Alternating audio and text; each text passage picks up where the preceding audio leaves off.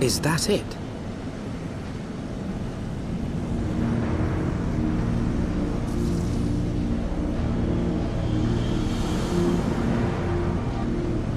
Aye, that would be the Eyrie. I feel Nidhogg's presence through the eye, his caustic hatred gnawing at my soul. 'Twould seem the death of his consort has put him on guard. Mark how he wards his lair with tempestuous winds.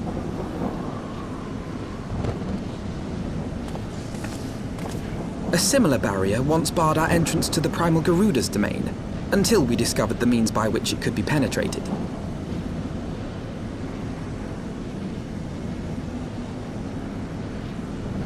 Mayhap it is time we called upon Master Garland. It will be just like the good old days, no?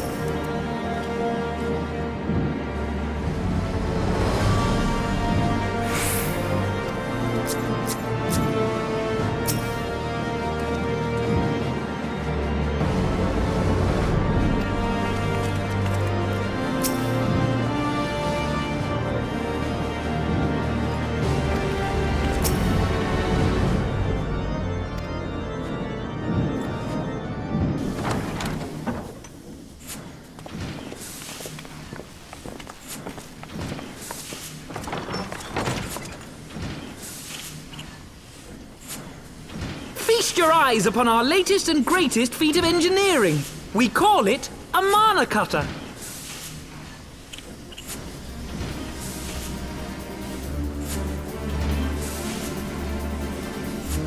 After you put down Gaius, Wedge and me struck out on our own for a bit, and started work on the successor to the tiny Bronco. Impressive little thing, isn't she? My talent for ship design has plainly rubbed off on them.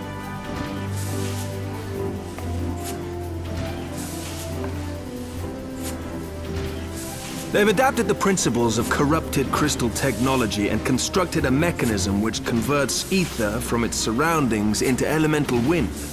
Said wind is then harnessed by the specially engineered sails, providing the craft with propulsion and lift.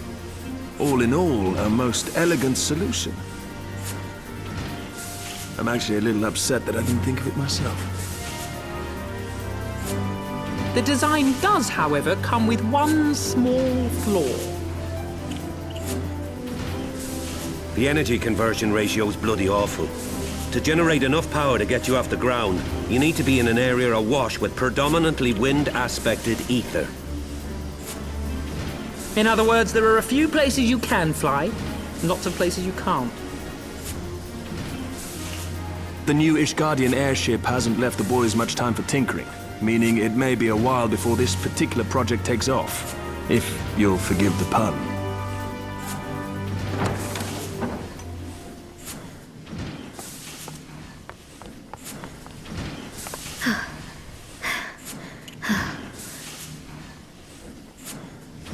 Tataru, what's happened?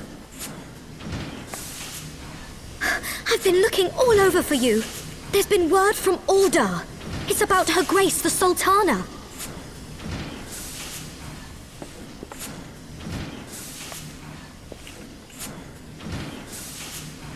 It seems you're required elsewhere. Leave the mana cutter with us. We'll see that she's airworthy and suitably equipped to slice through those winds.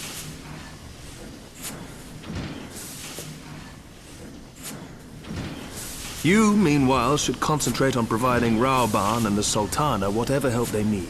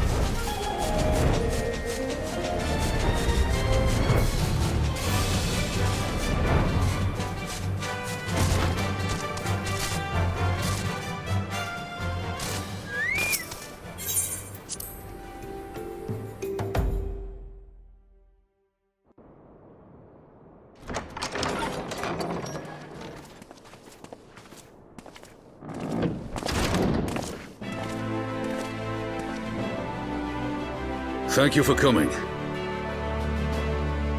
No thanks are necessary, General. I trust your recuperation continues apace. I cannot complain. Thanks to Higiri and her ministrations, I've regained much of the strength I lost during my imprisonment.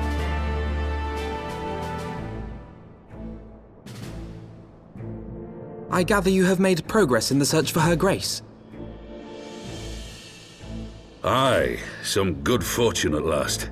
A few days past, Dulala informed us that a sizable shipment of alchemical supplies had been delivered to the palace.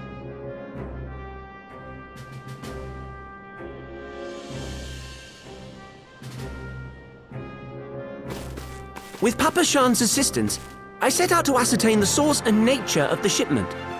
My inquiries led me to Frondale's frontistery. There, I learned that an order had been placed for a curious substance designed to sustain patients trapped in death-like slumber.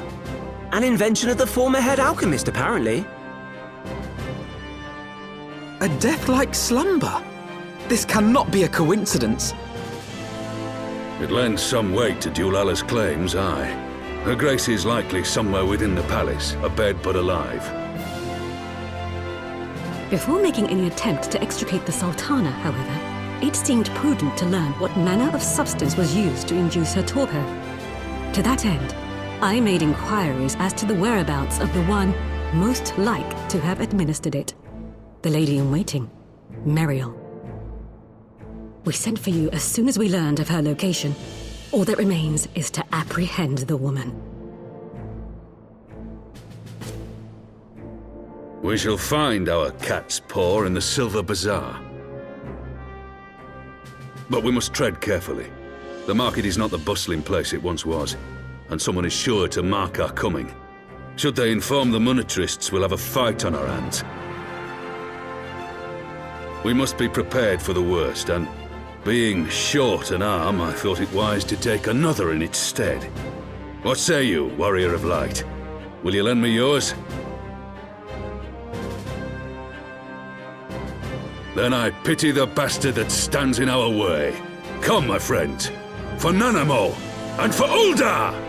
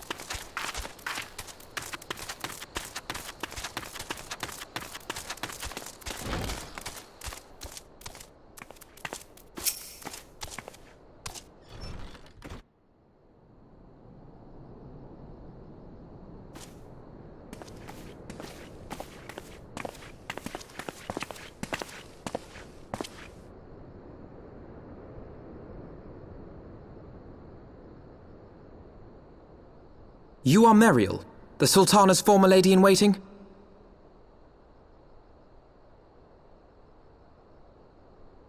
I know no one of that name. Pray excuse me.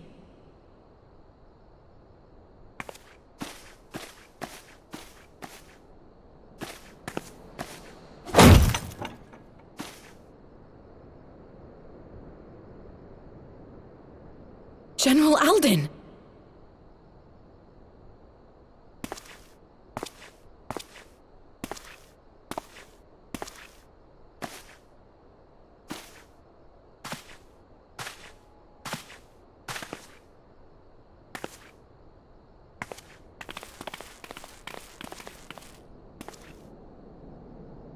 We will have the truth from you, girl.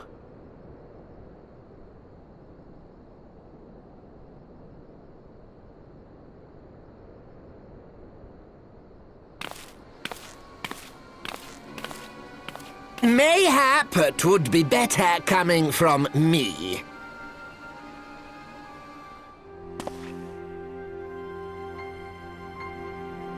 Lolarito, you'd best talk fast.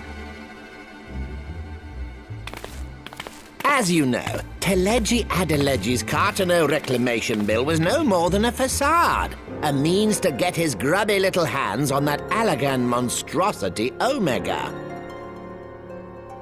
When he learned of Nanamo's intention to abdicate, however, he was forced to amend his plans. Suddenly, assassination seemed the most promising way to further his ambitions.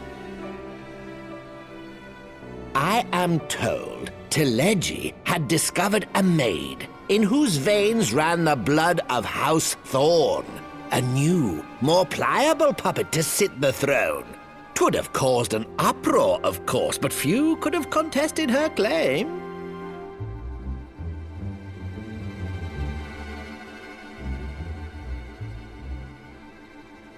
'Twas plain that Teleji's wild machinations had outgrown our ability to control them. So I decided to usurp his scheme and left the fool to seal his own demise. And what of Nanamo? Oh, I have no desire to harm her grace. 'Twould profit me little to destabilize our government. Thus did I employ young Meriel here to administer a potent sleeping potion in place of a poison.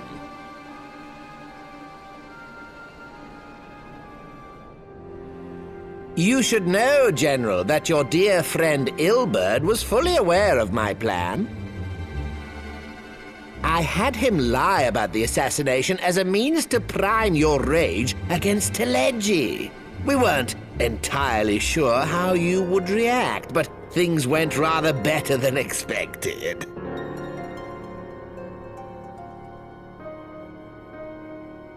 You conniving little worm! You had your claws in the Crystal Braves before their first recruit had sworn to serve!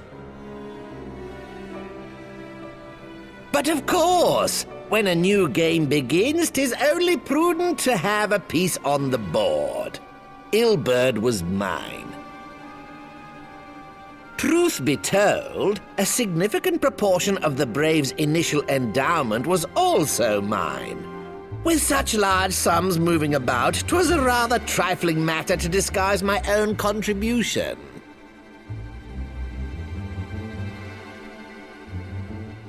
Ah, Ilberd. I secured his services with a promise to support his cause once my authority had been solidified. I swear, the man thinks of naught but prizing Alamigo from the grasp of the Empire. Unlike you, General, the poor fellow seems quite unable to forsake the land of his forefathers. Mayhap that's why he called you a traitor to your people and a disgrace to your homeland, amongst other things. What was it he always compared you to? Oh, yes, an overgrown lapdog begging for scraps at the Sultana's table. Oh, how we laughed.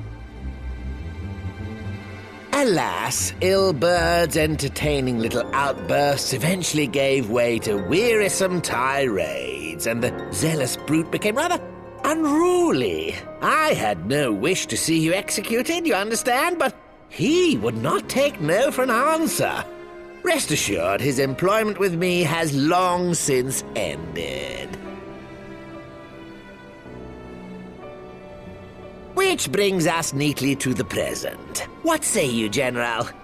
Both you and the Sultana are alive. We have one corpse and one fugitive, and preparations have been made to restore your good name. Shall we cry quits and start again with a blank ledger? The hells we will! Do you honestly expect me to forgive and forget? After all you've done? You're guilty of high treason!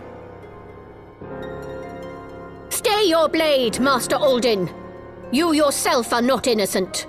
Or have you forgotten your own crime in executing Teleji Adeleji without trial? Though you acted out of loyalty to the Sultana, such deeds are in violation of both the word and spirit of the law.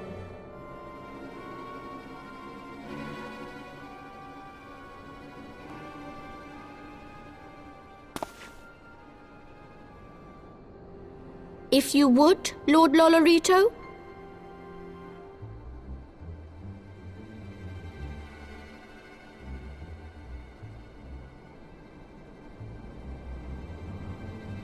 This potion will wake the Sultana from her slumber.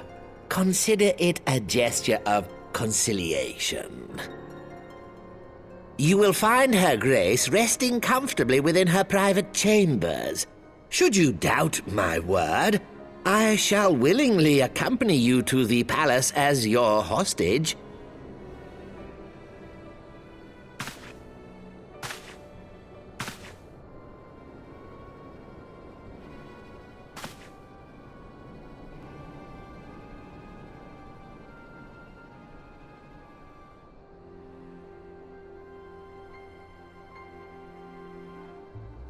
I like not your motives, Lolorito. But you saved the Sultana's life, and for that, you have my gratitude.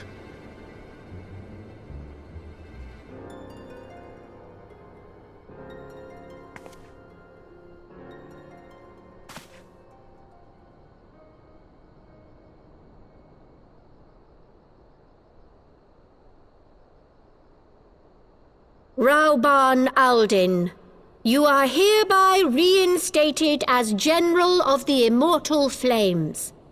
The citizens of Uldar shall once more be united under Nanamo Ulnamo, and together we shall usher in a new age of prosperity.